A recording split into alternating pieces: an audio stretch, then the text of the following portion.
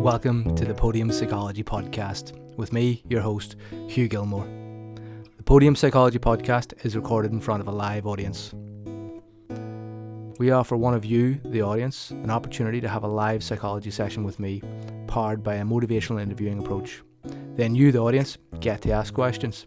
There are no edits. This is a live, unplanned session. The problems are real, and so is the impact. Now, let's begin with this episode's volunteer.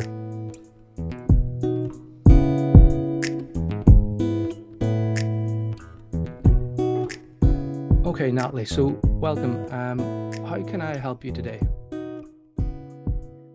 Just to double check, it shouldn't be necessarily sports specific. No, it doesn't have to be, no. Okay. My problem is that I am a nutritionist, Mm-hmm. and a year ago, I left personal training in order to have more free time to develop my social media, to promote myself as a nutritionist, but I have done nothing. I keep thinking about my niche, what platform I should go for. I start doing something on Instagram, making reels, and then stop because I have absorbed with some things. So I spend a lot of time thinking what I should do and being afraid of I will do so many things again as I did a couple of years ago and will not achieve anything. Mm-hmm. So what's the sense of trying? Mm-hmm. But then I think, so what? Should I go and, I don't know, become an accountant, for example? Yeah. And then I think, no, I want to develop my social media and to be a nutritionist. Mm-hmm. So you want to be a nutritionist and you've changed your role from your previous role as a PT, and you're concerned about taking the behavior and the steps towards actually taking actions to promote yourself and market yourself. Is that correct? Yes, I've been doing those steps for a while because as a personal trainer, I also was selling nutrition services. Mm-hmm. So Uh, sorry, go ahead. And I've been working on my Instagram, a little bit of YouTube before. I Mm-hmm. never was consistent, Mm-hmm. but it feels like I failed many times. Okay, so you have a sense of failure from this, lack of consistency that you feel you have. Yeah. Okay, so the problem then, if I'm right in thinking, is the problem is only that you aren't being consistent in posting to social media. Is that correct, or is there more problems below that? Well, it's a deep sense of failure Mm-hmm. that I changed a couple of careers Mm-hmm. now, and they don't have a developed practice, private practice. I mean, I don't have a queue of clients. Mm-hmm. And I don't have enough clients actually Yeah. to pay bills, roughly saying. So I'm curious, why did you take this brave step to change career?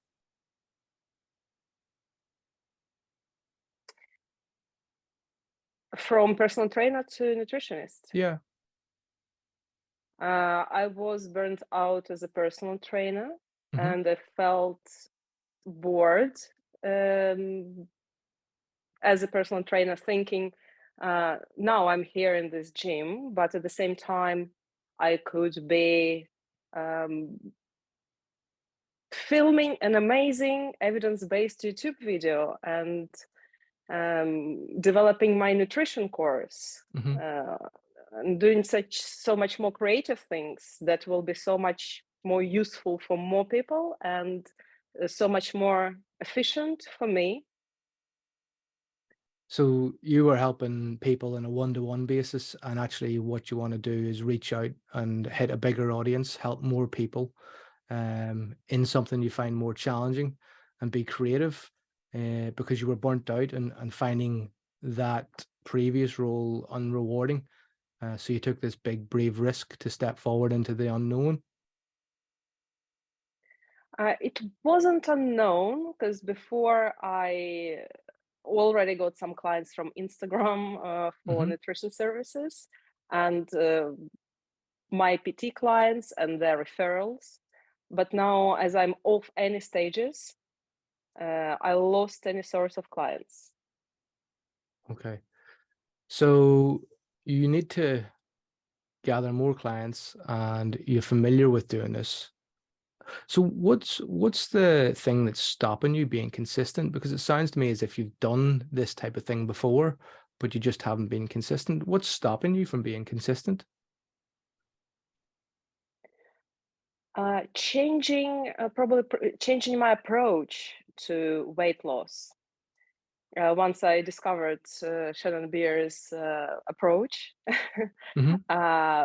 so I switched a lot in my philosophy on how I work with people and what I do with them. So I'm sort of trying to find uh, what I want to sell, Mm, what type of client I want to approach. yeah. Okay. But I So already have a rough idea and not doing anything. yeah. So you have a rough idea of who you want to approach, but I'm curious, this idea of working with people for weight loss obviously involves dealing with people who are making a big change that's similar. Is there any parallels between that and yourself? You know, how Is would there you, any what? Sorry, is there any parallels between people who are doing weight parallels. loss and afraid to be consistent and afraid of failing again? Is there any parallels between that and yourself? Is there any similarities? Yeah, doing it again and being afraid of failure. Hmm.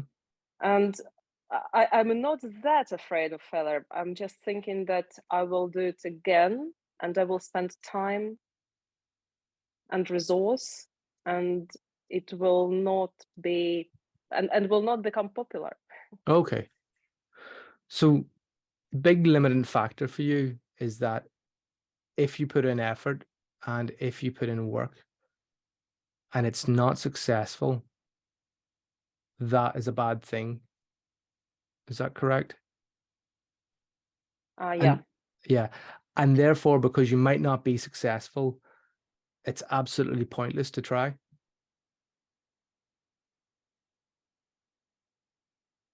Not pointless cognitively. I know that what else can I do? I need to try again. Okay. So if this doesn't work, you can try Hmm. differently. I, I'm curious, would you expect your clients to be successful on their first attempt at a new behavior change? No way.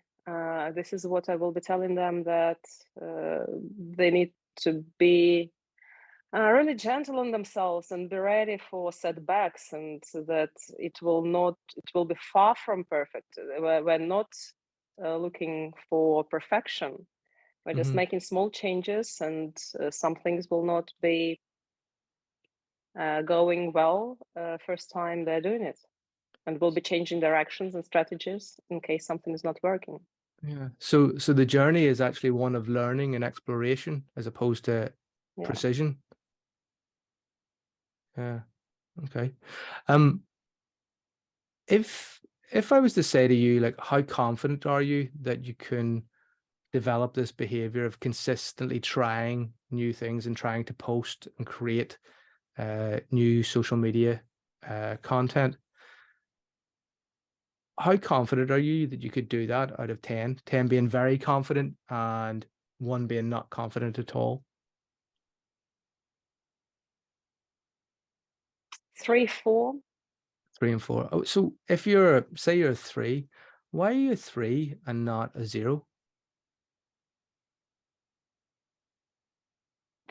Because I think I start understanding how to organize my time, and then I'll have more resource than before, more energy.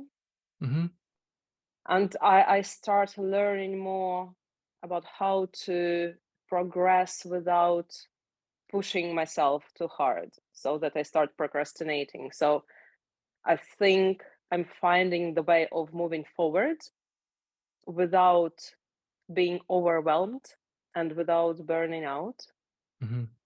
and without putting too much pressure on myself so that I start procrastinating. Okay, so you're aware of your limits and you're trying to make sure that you do it in a way that doesn't burn you out. And you've got experience of doing similar type promotional activity. Is that correct? Yeah. Okay. So if I was to say you were going to move up from a 3 to a 4 or a 4 to a 5, what would be the little thing that would change?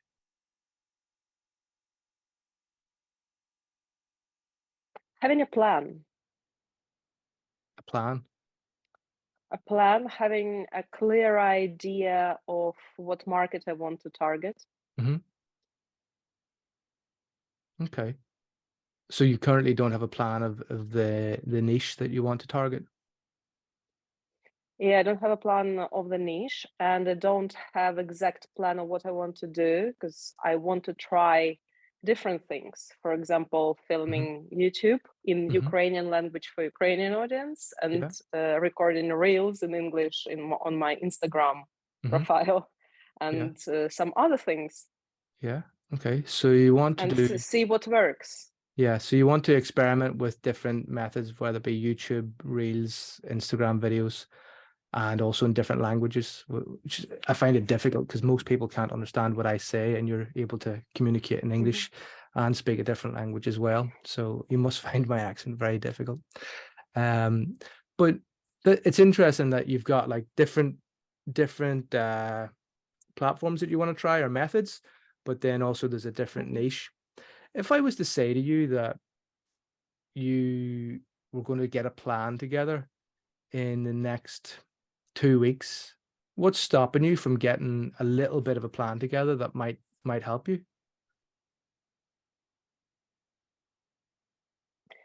Maybe lack of information, Okay. not knowing what will work best, and Hmm. the desire to find exactly the most efficient way.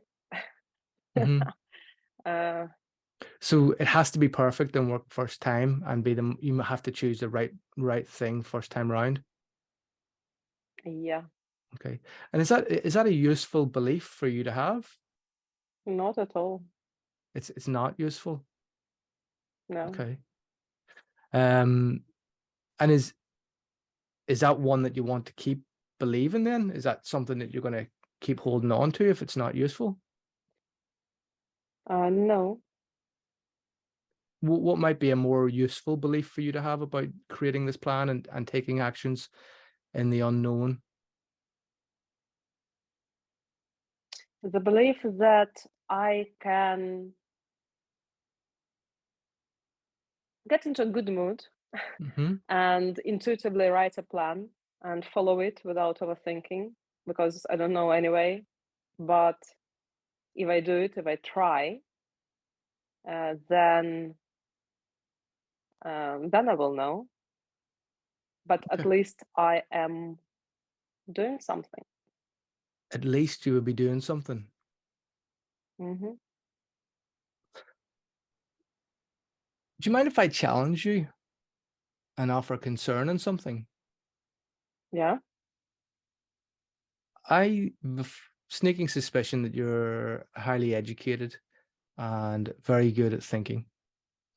And I think you recognize that this perfectionistic, it must work, it has to be the right one, it has to be the right way, is limiting you. And I'm wondering, what would it take for you to do just 5 videos or 5 reels? I mean, because a reel's only 5 minutes. What would it take for you to do 5 of those by the next 2 weeks and just see how that feels and just commit to that, what would it take you to do?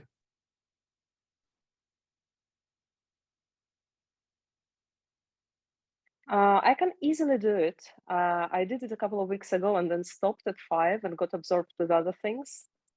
You did it a couple of And weeks I ago. heard, yeah, but Uh, then stopped, and I heard that you need to do it continuously so that it's rolling as a snowball. Okay. So it's not a benefit to do another 5 then? There is a benefit of doing another 5, but I want to make sure that it will not stop at 5. Mm-hmm. And But I'm consistent for at least 2 months. consistent for 2 months is what you want? Mm-hmm. Okay. So if you were consistent over the next 2 months, what would that look like? Would that be one every 3 days? Every 3 days, yeah. Or filming in a bulk on Sunday, Filming in 5 bulk? videos. Mm-hmm. Okay. Um, so if you achieved this filming in bulk and this consistency over 2 months, what would it mean to you? How would your life be different?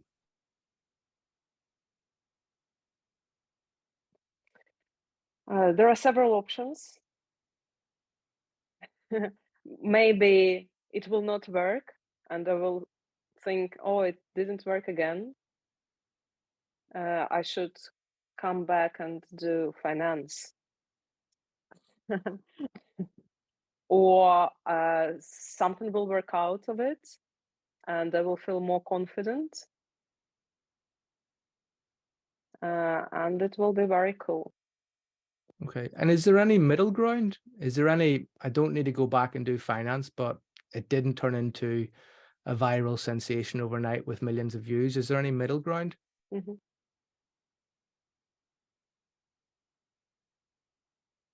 What would that look like? Uh, well, for me, success is if I see some movement in my following, in inquiries, some interest, some engagement, some feedback. That will be success. Mm-hmm. Okay. So engagement, feedback, inquiries, and following. Mm-hmm. And what would it just be a little bit of that? How much more are you looking?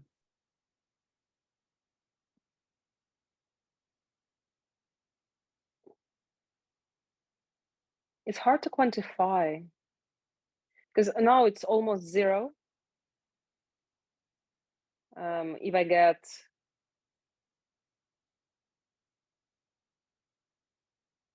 10 engagements out of this. Mm-hmm. Engagement, I mean, maybe new followers, maybe someone asking about my services, Mm-hmm. not just liking or commenting, but Okay. real interest. So if you put up 5 videos, you would expect to hear how much in terms of feedback from that? What would you expect in real engagement, as you put it? 2. Okay. So you've got a target of getting 2 feedbacks and you've got a target of 5 videos. Is that something that you think is important? How important would that be in a scale of 0 to 10, 10 being very important and 0 being not important? Important for For you? 5. It'd be a 5. Okay, so why is it Mm-hmm. why is it a 5 out of 10 in terms of importance for you and not a 0? 5 and not a 0.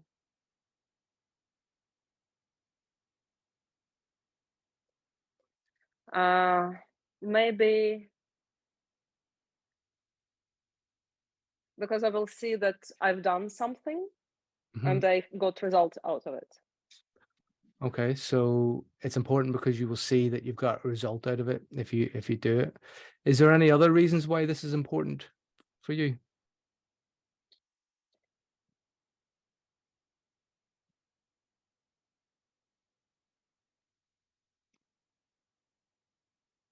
It doesn't have to be. Important to do these 5. Yeah, yeah. No.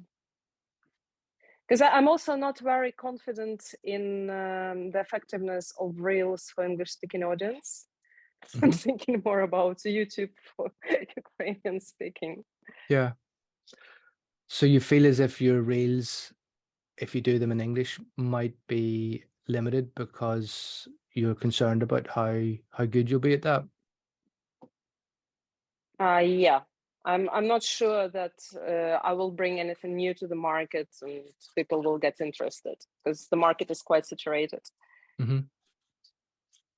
Okay, so you're concerned about the newness of what you bring and that the market is saturated. Right. Is it best for you to quit this then and go back to finance? Is it better? Is it better for you to quit this and go back to finance then? No, It's not. definitely not. No. It's not. Why is it not?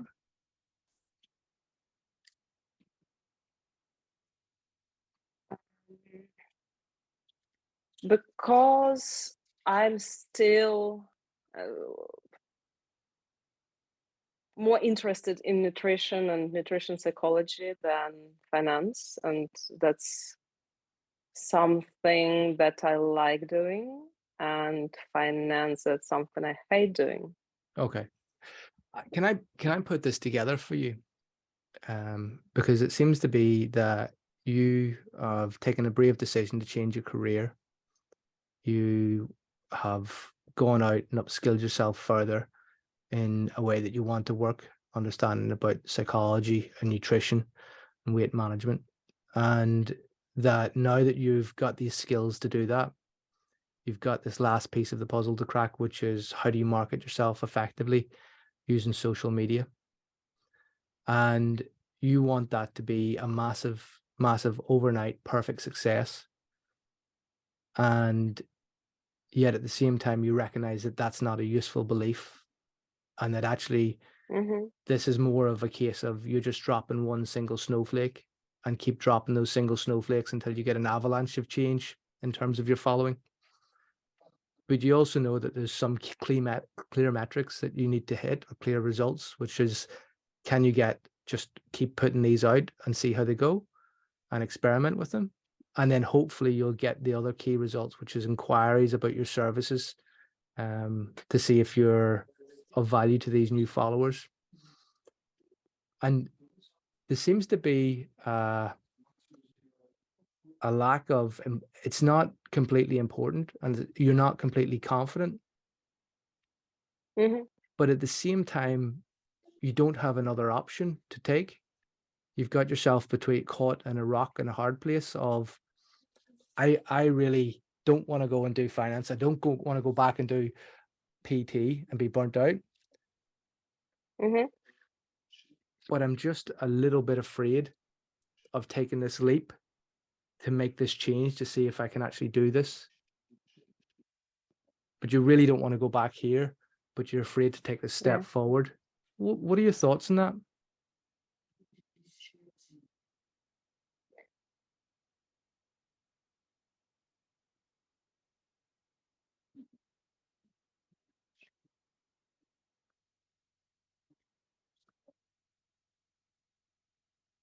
That I need to come up with the method, probably, uh, how I can be effective in distributing my free time Mm-hmm.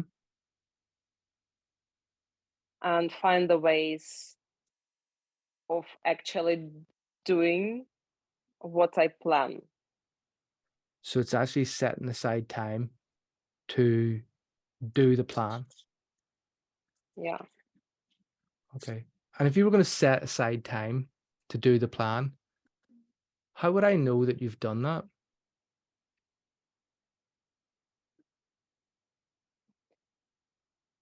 How do you know that I've set aside time? Yeah, like if I was, just observing you, a fly on the wall, what would I Mm-hmm. see differently that you'd set aside time? Uh, well, I straight away imagine some blocks in my diary, Some blocks in your diary. and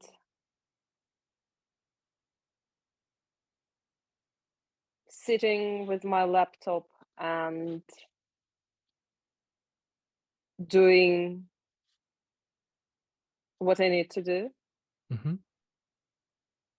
So I would see you blocking out time in your diary, and when that time comes around, you'll be sat with your laptop doing what you need to do. Yeah. Okay. Um, can I Laptop make or lights yeah, and camera. yeah, okay. Can I ask you, are you on your phone or are you on laptop at the moment? On my phone. Okay. Is your laptop nearby? Yes.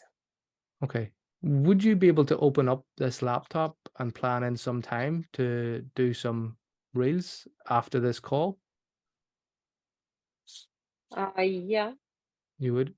How confident are you that you could do that? I'm not asking you to do it. I'm just Mm, asking you to plan it in. I'm not mm-hmm, saying you have to do it.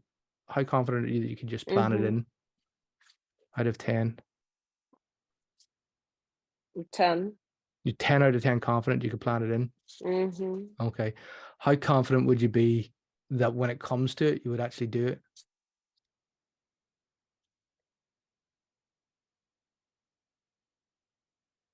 6. 6. Oh, okay. Now that's interesting Mm-hmm. because like before when we were talking, we were like 4 and 5s. Um, why would you Mm-hmm. be a 6 confident that you would actually do this?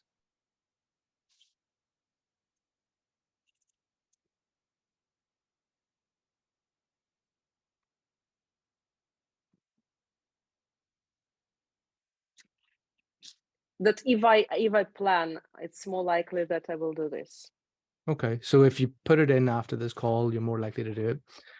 Um, what would be the challenge that you would have to come over whenever the time comes around and you're like, oh, time to get out the laptop and do the things? What would be the challenge that you would have to face then?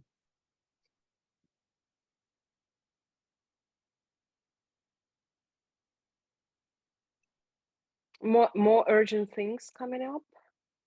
Okay, so More urgent. yeah. Just something coming up that will be a good enough excuse not to do it. Okay, so is that this scrolling in social media and anything to get out of the task? Yeah, maybe reading a book, Yeah.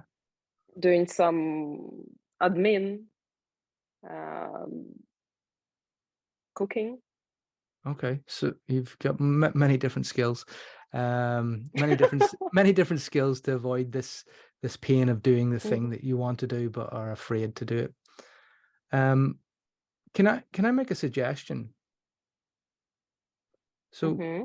one of the things I find really useful is like if you get a little book like this, and then basically just in it keep a few notes whenever you have an idea about something you might make a social media video about. And then that way you can collect all your Mm-hmm. ideas. And then it will be much easier to actually sit down and make one. What are your thoughts on that as a way of doing this? That's great because I was thinking about something like this Hmm. and I haven't done it. And every time I start planning, Hmm. I regret because I forgot so many great ideas. Yeah.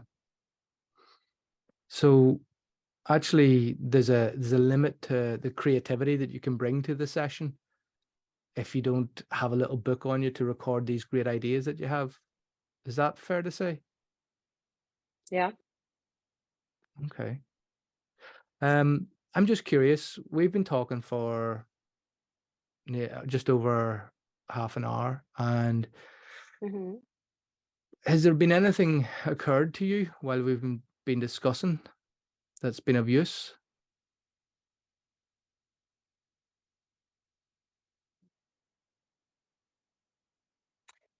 Having more clarity in my head,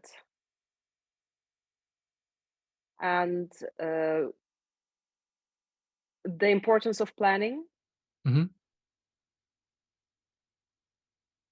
So more clarity and the importance of planning. Is there anything else? The book, the notebook for Yeah. ideas. Okay. Do you feel as if this task is slightly more achievable now? Or the same, Yes, slightly more slightly achievable? more achievable. Mm-hmm. Okay. Um, right. I I'm thinking that this uh task that you have, the planning, is obviously something you're 10 out of 10 confident that you can do. The book seems like a good idea that you can keep notes in throughout the week so that when you come to sit down, you'll have something useful. And then you talked about putting in other things that might be more important, like, reading a book or something else, so you don't have to do this. What would it take you to sit down and spend an hour doing this and failing to produce anything? What would that be like for you, that experience? Oh, that feels amazing. Every time I do something like this, it's really energizing, and uh, gives me the sense of fulfillment. If I'm using the right word. So if you sat down and fulfilled this, then it would be a great feeling, and you would, get a sense of achievement from it. If you sat down and tried for an hour and did your very best, but didn't produce anything, Mm-hmm. would that be a worthwhile attempt anyway? Yes, definitely, because it will not be. Uh, I will be sure that I did everything I could. Mm-hmm. So even if you go and try this and you sit down and Mm-hmm. you sit there and it's a painful hour of effort and you produce nothing, it's still worth trying. Yeah. Right. Okay.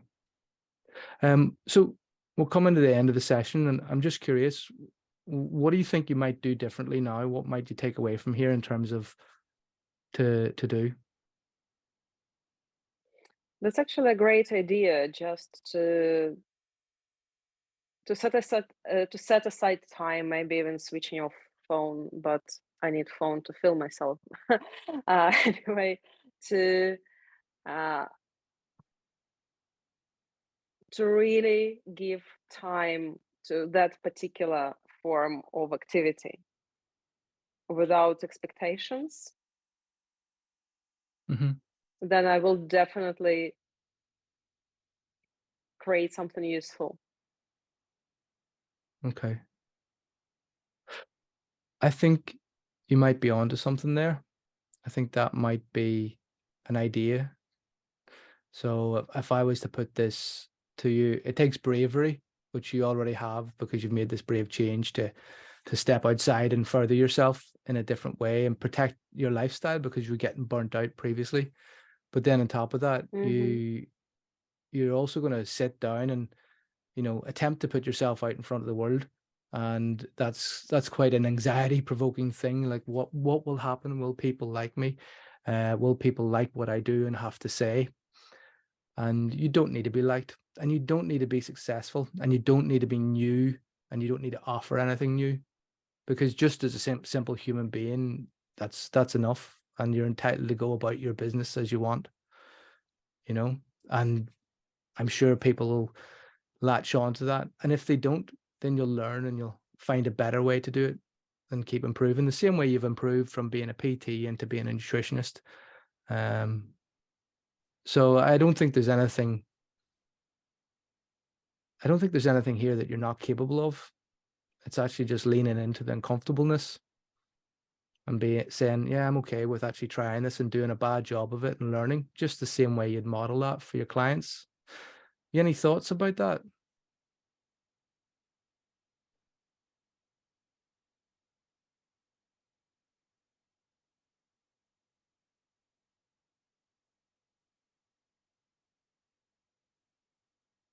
Uh,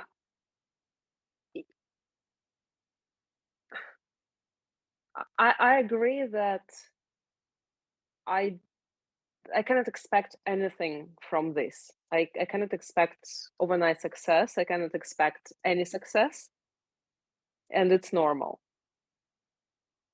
It just needs if it's not successful at all, if it doesn't bring any result, I will try something else, and that's the way everybody is going through. And I constantly forget about it. So maybe it's worth reminding yourself that this is a learning journey as much as it is a successful journey. Yeah. Yeah. Natalie, thank you very much. I hope this has been of use to you. I hope there's something that you're taking away from it that is going to hopefully change, and maybe I'll see some videos in a week or two from you on the internet from what you've done. But thank you very much for volunteering, because just like you, I'm sat here at the start of this going, oh no, what if nobody volunteers? What if nobody steps up? So thank you very much for that. Thank you for a great session. You're welcome. So guys, I've obviously just delivered that session for our listeners. We've got 15 minutes now where, and Natalie, you're welcome to throw in questions as well.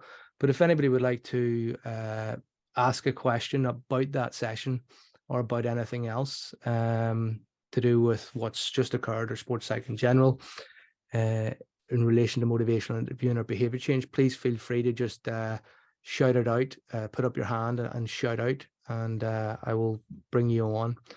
Your name and video will be removed from this afterwards as well, so don't be worrying about that. It'll just be the audio.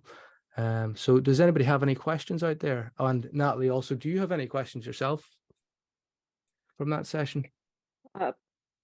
Maybe in a couple of minutes. Yeah, I okay. need to digest. No Should I worries. switch off the Yeah, camera? And please go ahead. Yeah.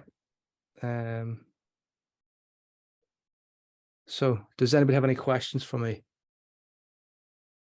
How do you think that went? How do I think it went?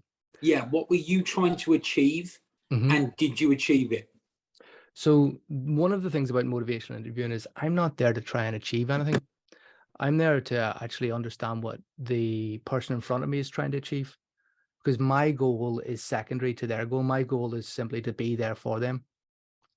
So one of the things that was very curious was how the session focus shifted from confidence to actually do the thing, to creating videos, to planning it in. And if you notice, then we got this idea that oh, I've got a confidence issue, when actually, well, it's a planning issue, and it's maybe a self-talk issue and a managing expectations issue. So we could see how the ambivalence that was being presented, where Natalie wanted to move from this state of not doing something to a state of doing something, changed. And that's normal, because as you're changing, you're going to go and, oh, I really don't want to jump over there and do that, because then I have to do the uncomfortable thing.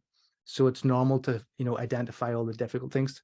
From a motivational interview point of view, there's a number of things that I did there that were fairly consistent with MI. There was affirmations about the brave step that Natalie took. There was also scaling rulers. And whenever I asked a scaling ruler, which is 0 to 10, I then asked, what had happened on that you're not a 0. And this then evokes out change talk. And my goal is then to elicit that that change talk further and amplify that. The other thing that I don't know, I'm keen to hear your opinions on how the session went, but there was a few instances where I actually talked about the sustained talk and try to pull that out. And that's really interesting, because the sustained talk is asking why it's going to fail and why it's difficult and things like that. And because the thing is, those things are actually there. They're in our back of our head. There's no point in ignoring them. So giving them space to explore them actually then allows for an athlete to understand, is this a real thing that I should be concerned about? What are your thoughts in the session, Phil? What was interesting for you? As a business coach, it was a very, very similar session to ones that I will have with my clients. Mm-hmm. You're sort of, I get what I said, what were you trying to achieve? I know your answer to that, but at the end of the day, you are trying to achieve something in that you're trying to help them to get to where they want to get to. Yeah. So it was very, very similar to a lot of the business coaching that I will do. Mm-hmm. I can see how it works very much along the lines of the sports psych as well. Mm-hmm. So for me, I thought it was a really interesting way, and it kind of it showed me that all of these different techniques kind of get so blurred one way or another, don't they? Mm-hmm. They all kind of come into that coaching, helping, not being a rescuer, just helping someone reach where they want to get to. Yeah. And whether you call it motivational interviewing, whatever you want to call it, they all kind of blur into you in a kind of cheerleading role, helping people to get where they want to do. So I found it fascinating to listen to it. Oh, I'm glad you found it fascinating. I really did. And I'll share. There's a few instances there where I used closed questions, where I said, "Is that correct?" And those are actually very poor forms of questions, because they close things down. They can be useful. Yeah. It's not to say they're bad questions. There's no such thing as a bad question. It's only do we know the use of it? And the thing that is interesting about it is they do close it down, but at times they're useful for getting information. So if I was to redo that session, I'd try not to say, "Is that correct?" so often, and just leave it hanging, what I just said. And that's obviously known as a reflection in motivational interviewing. But I think your point about the similarities is very, very interesting, because within MI, it's actually quite structured and quite well explained as to, you've got the spirit, you've got the skills, you've got the conversational strategy. So we can actually tell if somebody's being MI consistent or not. And I think that's one of the things that's maybe not as clear in some approaches. So for example, I'm also trained in REBT, and there's an element or two of that in that. And actually REBT talks about the process of what you go through to examine someone's belief, and can be a bit more leading. Sure. But at the same time, its foundation is sat upon this relationship. And I think that's where MI is really useful, because it gives us a structure to have a relationship change. But MI is not the change. The change is what we put on top of it. And actually what we put on top of it is that little bit of goal setting at the end of, what do you think you're going to do next? Yeah. Okay. Because everything else was just changing the motivation levels and the understanding and the self-awareness piece around that. Anything else there, Phil? I've got no, that's question. Brilliant. Thank you very much. As I say, it was fascinating, so thank you. Brilliant. Thank you very much, Phil. Thank you for your question and your comments. Now, if I can find my chat box, there it is. Meeting chat has expand. What was your session goal as a consultant has come in? So again, same as the answer to Phil there. The goal is always the client's goal. And actually that was one of the things in this session, was actually trying to find out exactly what Natalie's goal was a difficult thing, because it moved as we got a deeper and deeper understanding of what the goal was and what the limiting factor was. Do we have any other questions in there? Just put your hand up or drop it into the chat.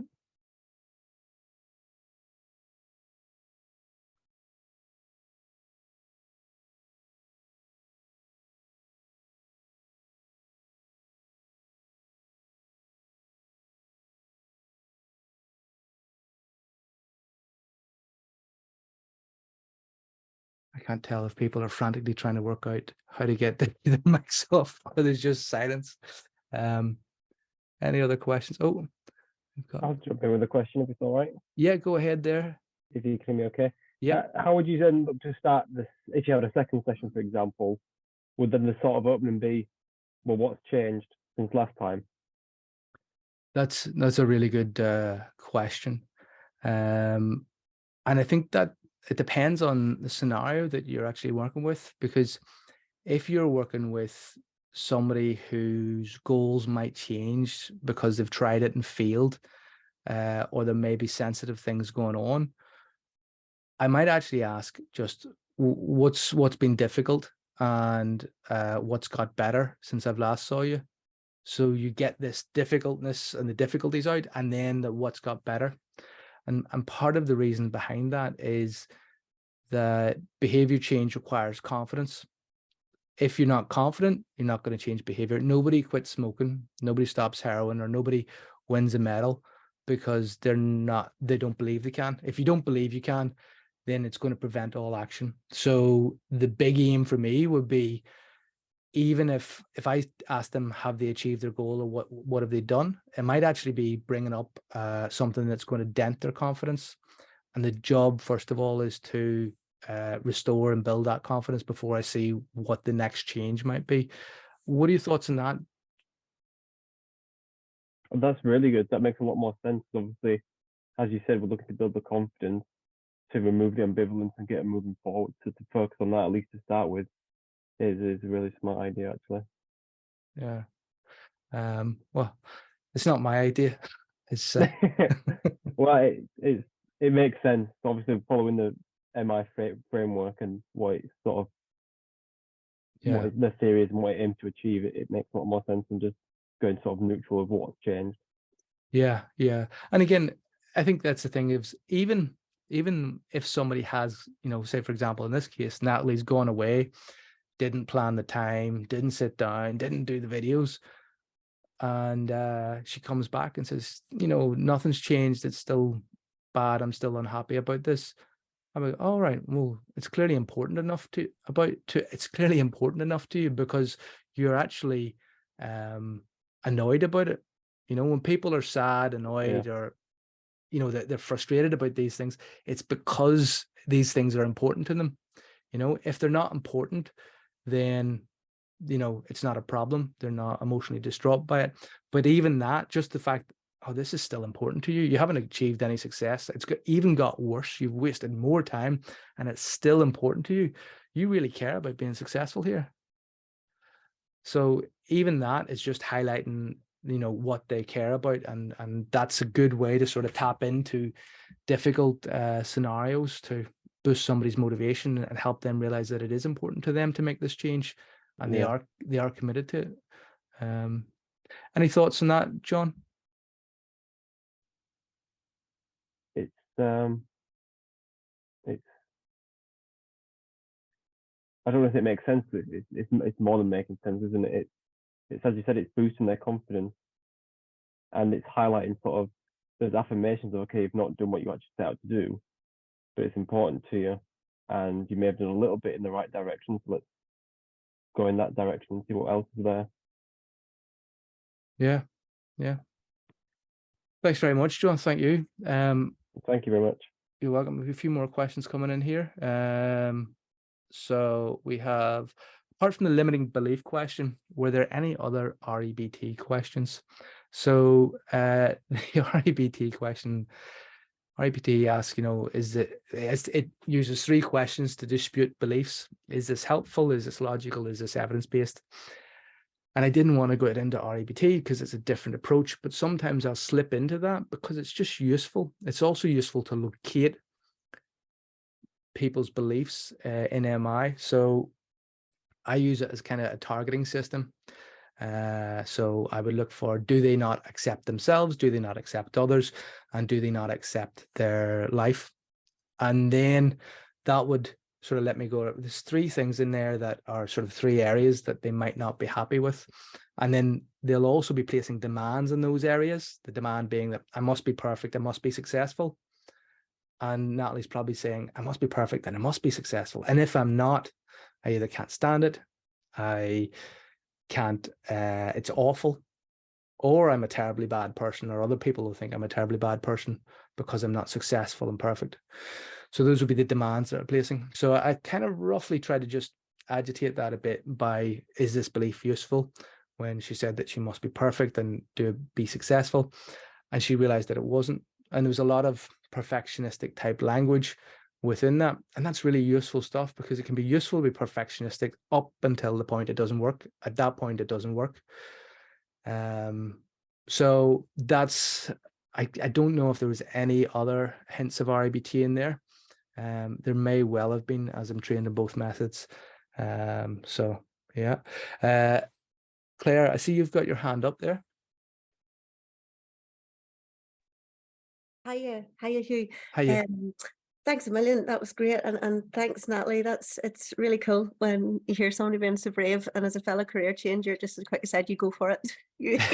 Brilliant, go for it. Listen, this is maybe a bit of an unfair question because I'm conscious of your time. No, go ahead. Hugh, I suppose I work in my role. I'm a gatekeeper. People are coming to me. Usually, the narratives can be very stuck, and they want me to do a specific thing. And I suppose I'm wondering about, is there an ethical way of kind of introducing some of these ideas to genuinely try and stimulate some, genuine thought around, to unstick it? I'm conscious I'm not an MI practitioner, and I'm feeling my way, but I don't know if it's post-pandemic or just very difficult to kind of climate out there at the minute, but very high demand, very stuck. People are stressed, and it can be contentious and aggressive and all the rest of it. And I'm just wondering, have you any tips? So obviously I don't want to pry into what your scenario is, because obviously this has been recorded, but when you say you're a gatekeeper and people are coming seeking things from you, and it can become quite fractious and contentious. I'm just picking imaging here the idea that you're a traffic warden giving out parking tickets. That's brilliant. I'm not, but could be. But I it think could it could be seen as that sometimes. It could be seen as that. But without prying, what I'll do is the way things happen within behavior change within MI is that we can run aground, and we can run aground with the idea of discord, which is I don't like you. Because maybe you're wearing your parking attendant uniform, or what you represent, or the fact that you asked me a terrible question. I just don't like you. Yeah. And the other thing is that when you go in to help somebody, oh, sorry, that's my alarm going off. Sorry. No, you're perfectly fine. So it's the 9 o'clock watershed, so I can now swear. Knock yourself out. But the other thing that can occur is resistance, whereby I'm talking to you about a change that you have to make, and you're resistant. And this is backed up by psychological reactance. And you know this, anytime you've gone for a curry and the waiter's brought out a dish and said, "Don't touch that, it's hot." Everyone leans over and touches it, goes, "Oh, it is hot. I'll make my own mind up. You won't tell me what to do." Right. So in your position, you're a gatekeeper. What you can do is, first of all, acknowledge the difficulty that someone's in. When you empathize accurately, when people say the word active listening, that's a throwaway term. The real thing we want is empathetic listening, which is, here, this is really difficult for you, and I can see that. I'm sorry you're in this position. I'm going to do my best to help. Is there anything specifically you would want me to help with? And then that gives them a chance to just dump that all out. And if they come at you personally and say, "You've done this, you're bad this, you're that," say, "I'm very sorry." You can apologize for yourself. You shouldn't actually apologize for other people. It's something that can be dangerous. So for example, if I'm working in a place and I say, "I'm very sorry the physio treated you badly." Well, I don't know that the physio treated them badly. The physio might have had perfect reasons for doing what they did. So I'll say, "I'm very sorry that was your experience. I want to make this as best as I can for you." So don't be afraid to apologize for yourself, and don't be afraid to apologize. And that's what you would do if you're dealing with discord. So what we say is we deal with discord by raising it up and addressing the relationship. And with resistance, we roll with resistance in MI, where we go, oh yeah, this is not going to work for you. I understand why you find this difficult. And you just repeat back and summarize back what they're saying to them, or reflect it back, so that you show you're really listening. And then if you can, you're like, right, what would be the best thing I can do for you? How can I serve you today? Those sorts of questions. And that's the big approach for dealing with difficult situations. Does that help, Claire? It does. It really does. I feel less stressed even listening to it. Yeah. Thanks. Yeah. And the big thing about MI and this approach is, I'm not responsible for Natalie's change. I'm not responsible for anybody else's change. I'm only responsible for the language I use, the questions, the reflections, and how I manage myself in the conversation. It's up to them to manage themselves, and what I bring is enough, you know? Yeah. So that's lovely. Yeah. And thank Claire, you very much. You're very welcome. It's lovely to hear an accent from back home. Yes. Likewise. Yeah. So we have another question or a comment in here from Emily. Thank you very much, Emily, for your comment. I found the use of silence really interesting as a trainee practitioner. I find this tough to do, but it was really effective. This is also really effective when you're trying to get people to volunteer at the start. And I think silence is often uncomfortable. Silence in a group setting where everybody's got the screens blocked out is very uncomfortable, even more so uncomfortable in real life. But a really good tip here is, if you're setting things up in a real life setting, is you want to allow people to be able to break eye contact. So if you think about it, the only time you sit face to face somebody is in a date or in a divorce court. That's the only two times you're like, or in a fight where you've got solid eye contact. You want to sort of angle your chairs so that they can both be at 45 degrees or 90 degrees to each other, so that somebody can look at you and you can make eye contact, but you can also break that eye contact comfortably. And that'll allow for more silence, because you don't want to be staring them out while you're using silence to see if they've got more to say. So that's just a useful tip on top of that. Guys, thank you very much. It is 5 past the hour. I will be doing this again next Monday. If you're interested in more, please come back.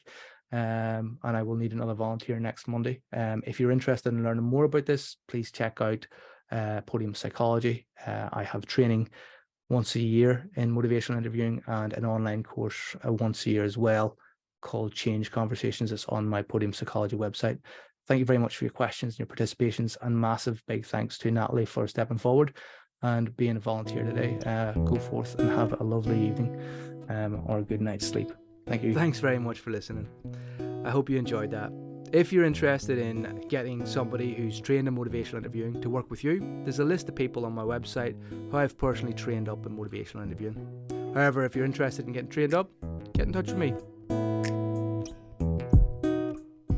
A massive thanks to the person who stepped forward anonymously with their problem. I look forward to helping another anonymous person take a step forward in the right direction for them next week.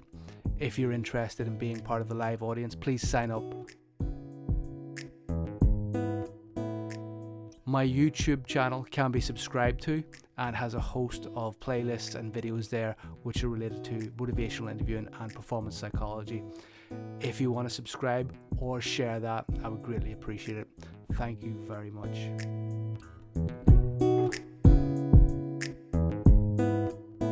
Look after yourself, and I look forward to seeing you in the next live podcast.